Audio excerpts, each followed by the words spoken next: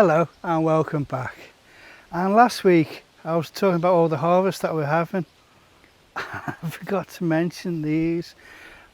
These peas are desperate now to be harvested before they go over, and we've got some real fat ones in there. So what I may do is tonight we may just literally cut the plants down and just harvest the whole lot. I think we've still got a couple of more days left with those. But at the moment these desperately need harvesting. Now we really enjoy our peas. We usually go around just snacking on them, but we've also found that these are really good when cooking with as well. And I've just done another sweep of the strawberries, going around finding which ones the birds and the mice haven't eaten. But I do find it very therapeutic, just slowly going around and hunting away, trying to find, because you get real big ones like that. So, I mean, that one is definitely ready. It's very tempting to eat now, but I'll save that one for Sarah. Have some video so she knows.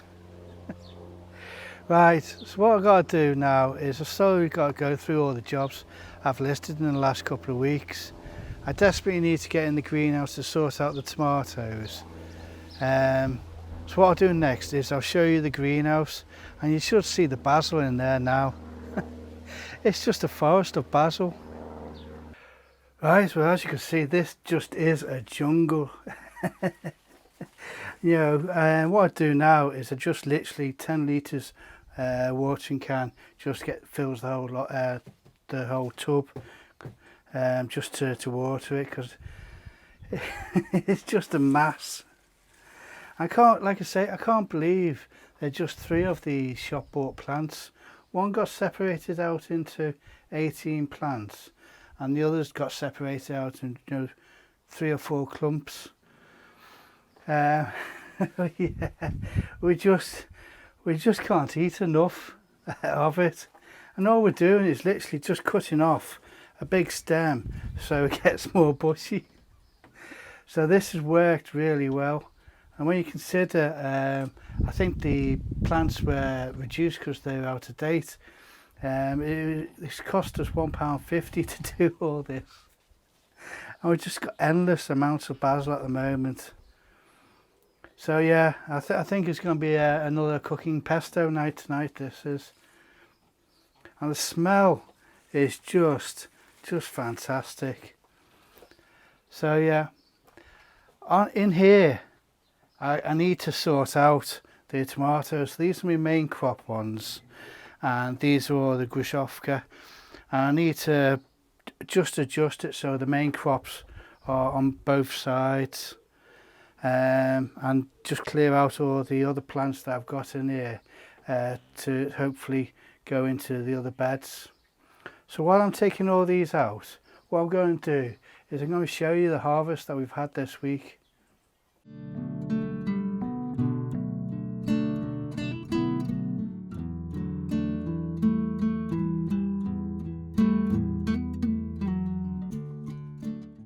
Right, well, that took a while to try and squeeze everything in.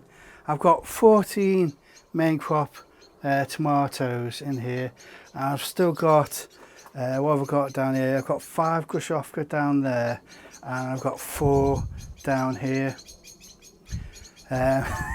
which is really tight. I know it's going to be tight, but the grushovka is just a bush tomato, and you know, it is, I can sacrifice cutting it down back, and we'll see how we go. I'm happy to just cut all the grushovka out at times, because what I did is obviously I grew too many, and I'm learning to be ruthless now, but just because I've had these for so long now, yeah, I'm a bit more, I'll be ruthless when it comes to the time where at the moment. So I've cut quite a bit of it back, and I've obviously got lots of the blossom end rot, so I've taken all those tomatoes off, but we've got a real massive one over there, and a few big ones starting to form over here on the grushovka.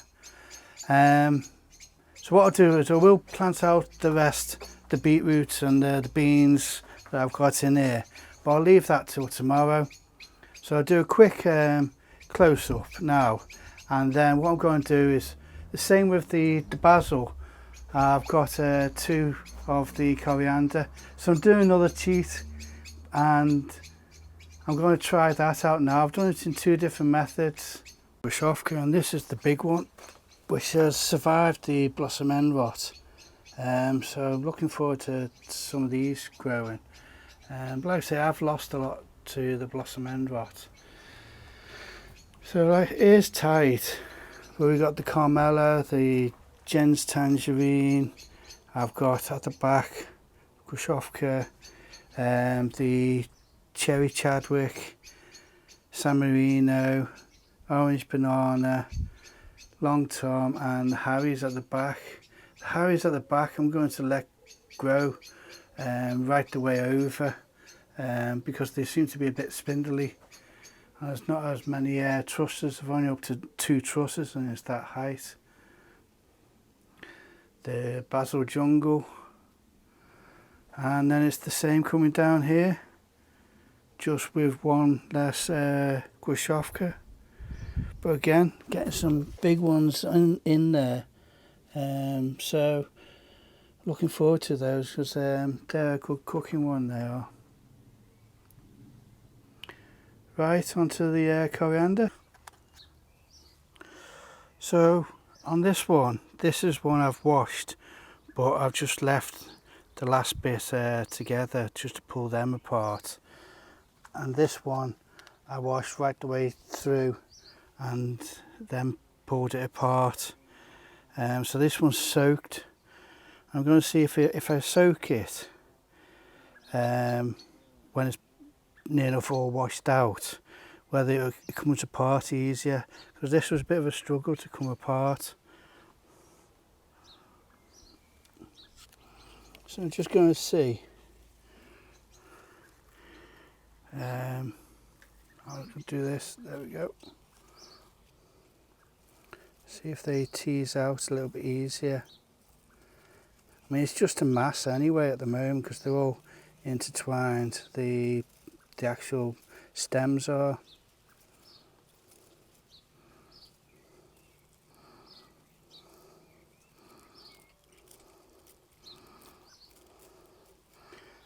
That was teased out quite well.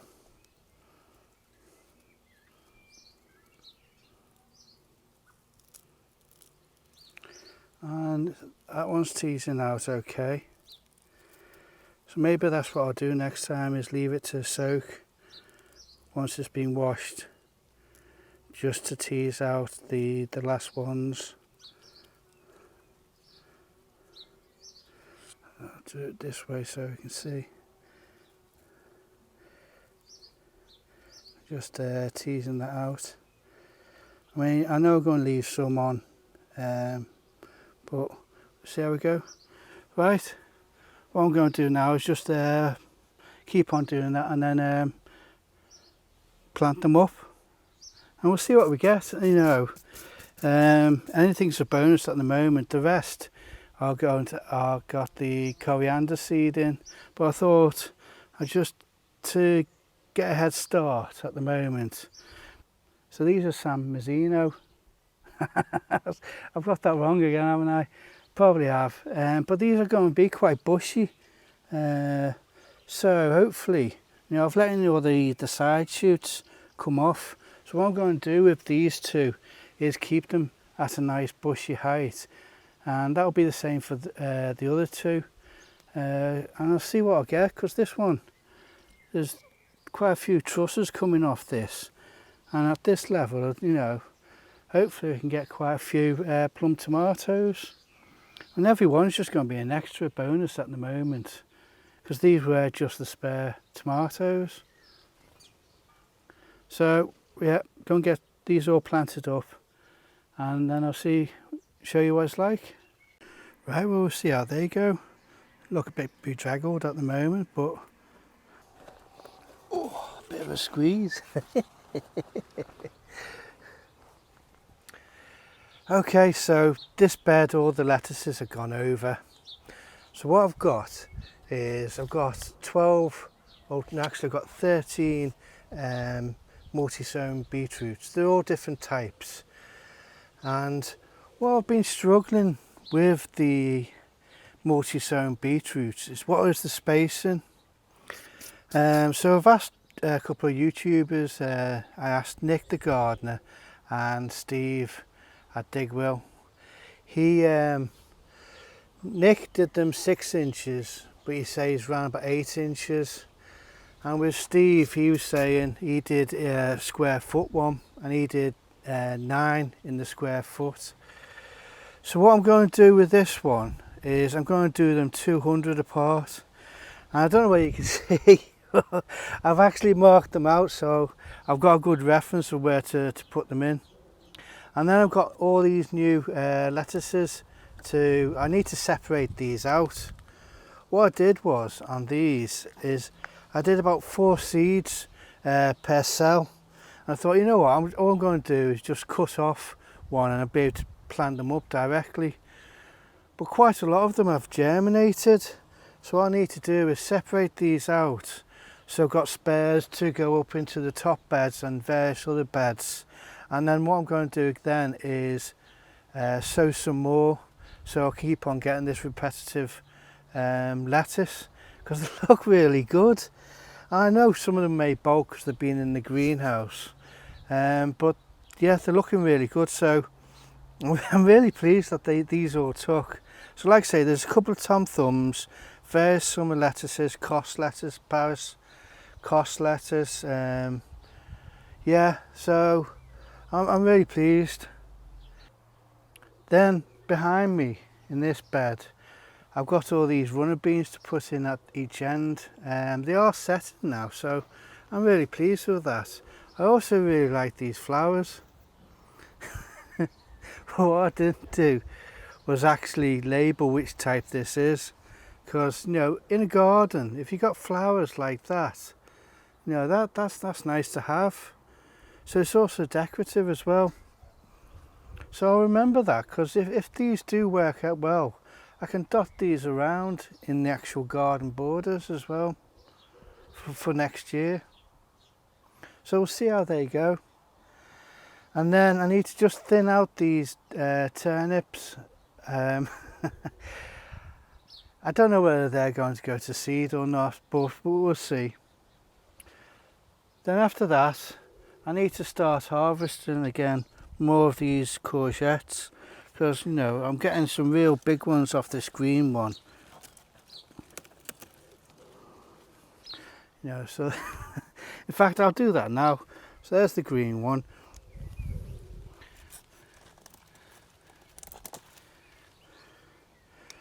And these are the yellow ones, and we'll have these again tonight.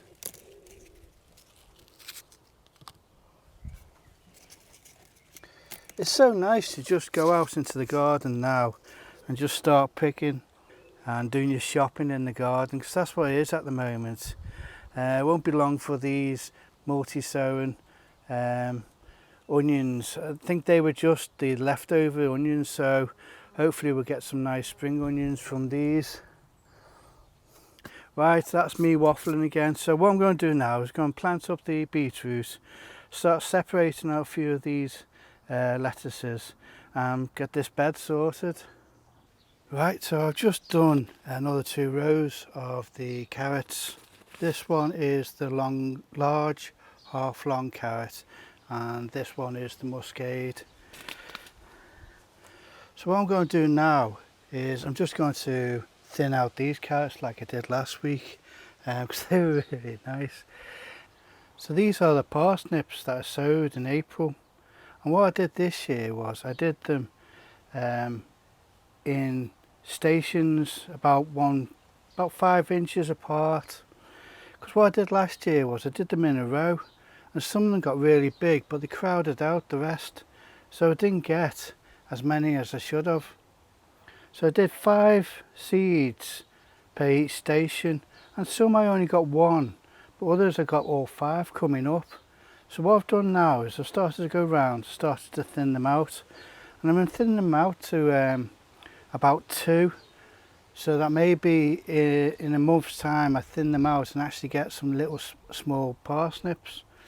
But these are, and it really is, a lucky dip of which one is the good one. But these, see this one, luckily I took out this one. This one is the crooked one.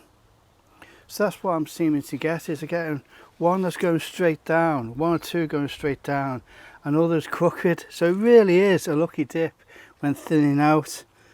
But I'm looking forward to seeing the size of these, because this is only after a couple of months.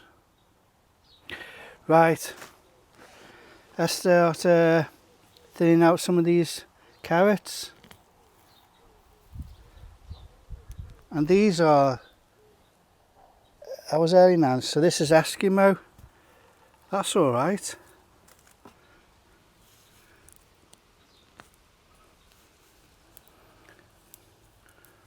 I'm pulling out some good ones here.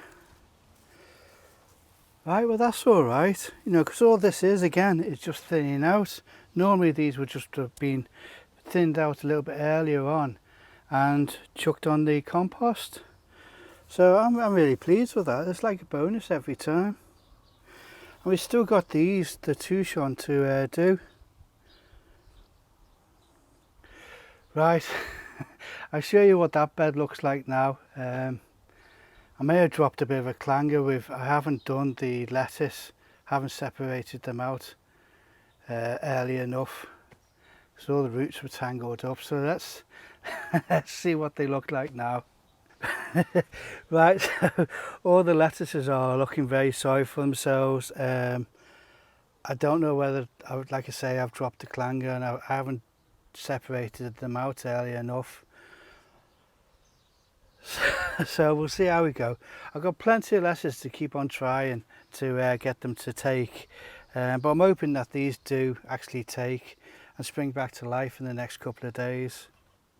Right, let me show you my blotty beans. So those carrots were a bit of a bonus, and it's nice to start picking stuff from the garden all the time now. You know, these courgettes are nice and fresh. And then I've got this lettuce, and I don't know what to do with it, and I'll see how the other one survives, because what I may do is literally just cut them all down to 1 per cell. I'll still have plenty, and we'll have plenty of baby leaf lettuce, and what I'll do is I'll just sow some more and we'll see how we go. So fingers crossed that those survive down there, and if they do, then I'll separate these out tomorrow. What also we'll do tomorrow is, these are my first lot of blotty beans, the dwarf ones. Now you won't be able to see, but they've all germinated in the wet paper towel, and this method is really working for me. Wet paper towel, seal it up, and just leave it for a couple of days. But they're all germinating. But instead of directly sowing them, I'm going to stick them in some pots first, just to give them a good start. Because what I did over in the climbing bed over there is I directly, once they germinated, directly put them in.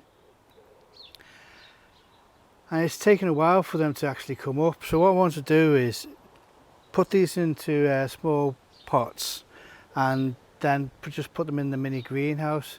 Because I think the cold temperatures at night at the moment that we're getting is affecting them. So that's what I'm going to do. And it's the same for the peas. I can see through these packets that these have all germinated as well. So they again will get put into pots, because they're the ones that are going into the bed with all the onions at the moment. Right, so we could have quite a lot of baby leaf lettuce for the next couple of days, and then we'll see.